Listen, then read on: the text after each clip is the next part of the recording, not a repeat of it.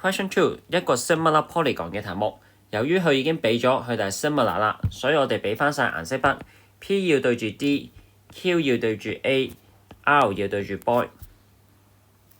好，先問咗 S 先 ，S 係長度，所以我哋要睇嘅話係睇邊長嘅 ratio。紅色藍色，紅色藍色，所以我哋會有 PQ 對住 dot A。另一個仲會有嘅長度呢，我哋睇下先，應該就係紅色白色，紅色白色，所以就係 PS 對住我哋嘅 DC。今次我哋係冇 reason 㗎，所以不要加 reason。代翻數字落去，交叉相乘 S 會 solve 到 5.6。第二個想問 y 係綠色筆嘅角，所以咧 y 應該係127度。嗱，就算你 obvious 見到127度，我哋都要寫翻黑色筆呢個句子，説明翻我哋嘅 corresponding angles 應該係一樣嘅。